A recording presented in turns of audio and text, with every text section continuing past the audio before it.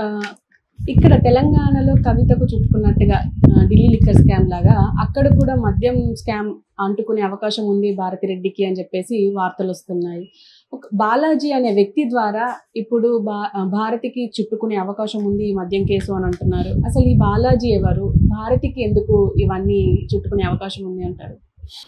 మద్యం కుంభకోణం ఆంధ్రప్రదేశ్లో మెల్లమెల్లగా అది పెరుగుతూ వెళ్తుంది. అనేక విషయాలు బయటకొస్తున్నాయి. కొత్తగా భారతిరెడ్డి దీంట్లో ఇన్వాల్వ్ అయింది. భారతిరెడ్డికి ఫైనాన్షియల్ అడ్వైజర్గా ఉంటూ భారతీ సిమెంట్స్లో హోల్ టైమ్ డైరెక్టర్గా ఉంటున్న గోవిందప్ప బాలాజీ, ఇతనికి 50 ఏళ్ళు పైన ఉన్నాయి. ఈయన కోసం ఇప్పుడు సిట్ వెతుకుతుంది. ఇతను అజ్ఞాతంలో ఉన్నాడు, దొరకట్లేదు. సో ఇతను కానీ దొరికితే భారతిరెడ్డి కూడా అరెస్ట్ అయ్యే అవకాశం ఉంది. భారతీ సిమెంట్స్ కూడా ఇబ్బందుల్లో మూసేసే అవకాశం ఉంది అన్న యాంగిల్లో తెలుగుదేశం మీడియా ప్రచారం చేస్తుంది. అసలు ఎవరు ఈ బాలాజీ, ఈయనకి ఏం సంబంధం ఈ మధ్య కుంభకోణంతో? భారతిరెడ్డి దీంట్లో ఇరుక్కుంటుందా? ఆల్రెడీ భారతీ సిమెంట్స్ పరిస్థితి ఏంటి? ఈయన అరెస్ట్ అవ్వడం వల్ల భారతీ సిమెంట్స్ మూతపడుతుందా? ఈ విషయాలు మనం మాట్లాడుకున్నాం. సో ఈ గోవిందప్ప బాలాజీ ఎవరంటే ఈయనది పలమనేరు, చిత్తూరు జిల్లా. సో ఈయన నాగార్జున యూనివర్సిటీలో కామర్స్ చేశాడు. తర్వాత సిఏ చేసి institute of CA chartered accounts అనే సంస్థల మెంబరు. 2010లో ఈ సిమెంట్స్ కంపెనీలో చేరాడు. ఆయన బేసిక్గా finance, procurement, IT, manufacture service, textiling, multimedia, automation, IT enable services, multi talented అనమాట. వీటన్నిటిలో కూడా ఆయనకి ఎక్స్పర్టైజ్ ఉంది. మెల్లమెల్లగా ఆయన కీ రోల్ పోషించడం మొదలుపెట్టాడు. భారతిరెడ్డికి పర్సనల్ ఫైనాన్షియల్ అడ్వైజర్ కూడా అనమాట. ఆయన నమ్మకంగా వాళ్ళ దీంట్లో ఉంటున్నాడు. ఇప్పుడు ఈయన పేరు ఎందుకు బయటకు వచ్చింది? ఈ గోవిందప్ప బాలాజీ ఎందుకు అజ్ఞాతంలోకి వెళ్ళాడంటే, మనకు తెలుసు ఈ మద్యం కుంభకోణం విషయంలో కసిరెడ్డి రాజశేఖర రెడ్డి ఆయన పూర్తి పేరు. ఆయన ఎన్ఆర్ఐ కాబట్టి కసిరెడ్డిగా మార్చుకున్నాడు. సో కసిరెడ్డి గత ప్రభుత్వంలో, జగన్ ప్రభుత్వంలో ఐటీ సలహాదారుడుగా ఉన్నాడు.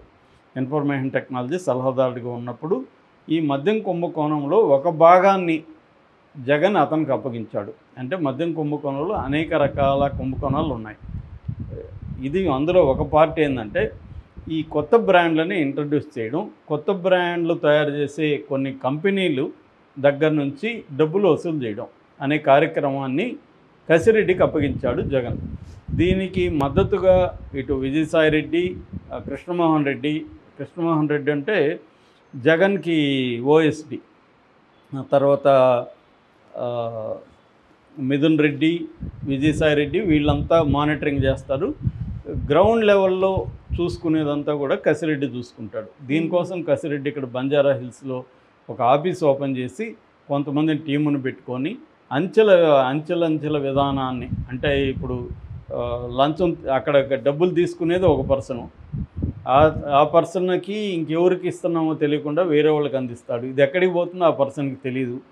అలాగే ఏదో ఒక వ్యవస్థను ఏర్పాటు చేసుకొని మొత్తానికి నెలకి 50 నుంచి 60 కోట్లు ఈ బ్రాండ్స్ తయారు చేసే వాళ్ళ దగ్గర నుంచి తీసుకోవడం, ఆ బ్రాండ్స్కి ఎక్కువ రేట్లు పెట్టడం, ఆ బ్రాండ్స్కి ఎవరు ఎక్కువ డబ్బులు ఇస్తే వాళ్ళ కోటాలు ఎక్కువ, సప్లై చేసే కోటా పెంచుతారనమాట. అలాగా చేయడం అనేది మోడస్ ఆపరండి. ఇందులో బాలాజీ ఏంటంటే భారతిరెడ్డి తరపున బాలాజీ రంగంలోకి దిగి బాలాజీకి డబ్బులు వెళ్ళేవి. బాలాజీకి డబ్బులు వెళ్తే బాలాజీ భారతిరెడ్డికి ఇచ్చేవాడు ఈ డబ్బులు. ఇది వీళ్ళు చెప్తున్నది, ఐటీ వాళ్ళు, మన సిట్ వాళ్ళు చెప్తున్నది ఇదన్నమాట. అంటే కసిరెడ్డి ఆర్గనైజ్ చేస్తాడు. ఈ ఆర్గనైజేషన్ డబ్బుల్ని కసిరెడ్డి ఏం చేస్తాడు? బాలాజీకి ఇస్తాడు. బాలాజీ తీసుకెళ్ళి భారతిరెడ్డికి ఇస్తాడు. అలా వెళ్తుంది అనేది ఇప్పుడు సిట్ వాళ్ళు చెప్తున్నది. అందుకని ఇప్పుడు బాలాజీని దొరికితే ఈ డబ్బులు భారతిరెడ్డికి ఎలా వెళ్ళేవి ఏంటి మొత్తం తెలిసిపోతుంది. కాబట్టి ఫైనల్గా బెనిఫిషియరీ ఎవరు? భారతిరెడ్డి, జగన్. కాబట్టి భారతిరెడ్డి, జగన్ ఈ దీంట్లో ఇరుక్కుంటారు. ఇప్పుడు ఎక్కడ పోయినా ఆంధ్రప్రదేశ్కి సంబంధించి న్యూస్ వస్తున్నప్పుడు మనల్ని అడుగుతున్నది ఏమంటే, జగన్ అరెస్ట్ చేస్తారా, భారతిరెడ్డిని అరెస్ట్ చేస్తారా? అంటే వీళ్ళిద్దరిని అరెస్ట్ చేయాలన్న స్కీమ్ కనబడుతుంది. అయితే ఇక్కడ కవితను అరెస్ట్ చేస్తే ఫస్ట్ సింపతి వస్తుందని ఎన్నికల ముందు అరెస్ట్ చేయలే 2019లో. ఆ తర్వాత ఏమనుకున్నారు, కవితను అరెస్ట్ చేసినా కూడా సింపతి రాదులే అనే విషయం వాళ్ళకి అర్థమయ్యి కవితను తీసుకెళ్ళి 6 నెలలు జైల్లో పెట్టి, ఇప్పుడు కూడా అదే స్కీమ్ జరుగుతుంది. అంటే ముందు సిట్ వేసి ఇవన్నీ బయటికి లాగుతారు, ఈ డబ్బులు మనీ లాండరింగ్ జరిగిందనేది ఎస్టాబ్లిష్ చేస్తారు. మనీ లాండరింగ్ జరిగిందని కానీ తెలిస్తే ఎస్టాబ్లిష్ అయితే ఈడీ రంగంలోకి వెళ్తుంది.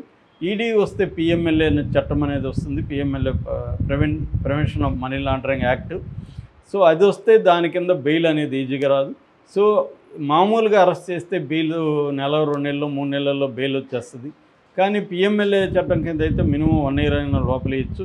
సో మినిమం 1 ఇయర్ వీళ్ళిద్దరిని లోపలేసి ఈ లోపల ఇంకో కేసులు పెట్టి ఇంకో కేసులో మళ్ళీ ఒక 1 ఇయర్ అలా 2-3 ఇయర్స్ జగన్ని, భారతిరెడ్డిని, ఆల్రెడీ మిగతా వాళ్ళందరినీ కూడా జైల్లో పెట్టే కార్యక్రమం జరిగింది.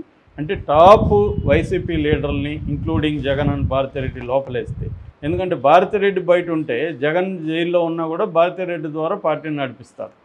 కాబట్టి భారతిరెడ్డిని కూడా లిక్కర్ స్కామ్లో ఇరికిచ్చేస్తే సింపతి రాదు జనంలో లిక్కర్ కాబట్టి.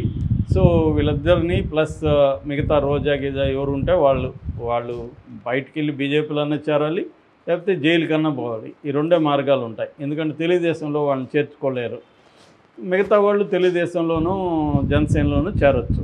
ఇలాగ వైసీపీని క్లియర్గా ఖాళీ చేసేస్తే 2029 ఎలక్షన్లకి వైసీపీ అనేది వీక్ అయిపోతే, బలహీనంగా పడిపోతే, అప్పుడు లోకేష్ సీఎం కావడానికి అడ్డంకులు ఉండవు అనే ఒక ప్లాన్ ప్రకారం వెళ్తున్నట్టుగా మనకు కనబడుతుంది. ఆల్రెడీ భారతీ సిమెంట్స్ ఇబ్బందులు ఉంది. భారతీ సిమెంట్స్ అనేది 1999లో మే 12న స్థాపించారు. దాని పేరు Bharathi cement corporation private limited.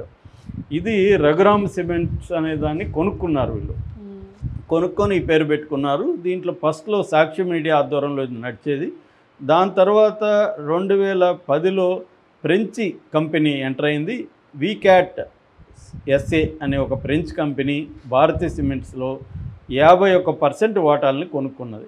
అంటే ఇప్పుడు భారతికి కానీ జగన్కి కానీ వీళ్ళకున్న షేర్లు అన్నీ కలిపితే 49% ఉన్నాయి. మధ్యలో దాల్మియా సిమెంట్స్, తర్వాత ఇండియా సిమెంట్స్, ఈ 2 కూడా పెట్టుబడులు పెట్టాయి దీంట్లో. అందుకనే ఇప్పుడు ఈడీ దాల్మియాది 377.2 కోట్లు 377 కోట్లు సీజ్ చేసింది దాల్మియాది. అట్లాగే జగన్ షేర్స్ కూడా 27.5 కోట్ల జగన్ షేర్స్ కూడా ఈడీ సీజ్ చేసింది దీంట్లో. ఎందుకంటే క్విడ్ ప్రోకోలో దీంట్లో పెట్టుబడులు పెట్టారని, అంటే వైఎస్ఆర్ ప్రభుత్వం కొంతమంది ఇండస్ట్రియలిస్టులకి హెల్ప్ చేస్తే వాళ్ళు దీంట్లో పెట్టుబడులు పెట్టారని. అలాగా ఇది మొత్తం ఏంటంటే ఇది ఉండేది ఎక్కడంటే నల్లలింగంపల్లి, కమలాపురం మండలంలో నల్లలింగంపల్లి గ్రామంలో ఉంటుంది ఈ ఫ్యాక్టరీ. దాదాపు 5 MTPA అంటారు. MTPA అంటే million ton per annum. 5 million టన్నుల సిమెంట్ని సంవత్సరానికి ఇది ఉత్పత్తి చేస్తుంది. ఈ సంస్థ ఫ్రెంచ్ సంస్థ ఉంది కదా, ఇది 11 రాష్ట్రాల్లో దానికి కూడా సిమెంట్ కంపెనీలు ఉన్నాయి. వాళ్ళవి 30 మిలియన్ టన్నులు పర్ ఇయర్ చేస్తుంది అన్నమాట. సో ఇప్పుడు తర్వాత వీళ్ళు ఈ భారతీ సిమెంట్స్ వాళ్ళు ఇంకొక 2 కంపెనీలు కూడా పెట్టారు. అది Bharathi polymer India private limited. ఇది పాలిమర్ బ్యాగ్స్ని తయారు చేస్తుంది. రెండోది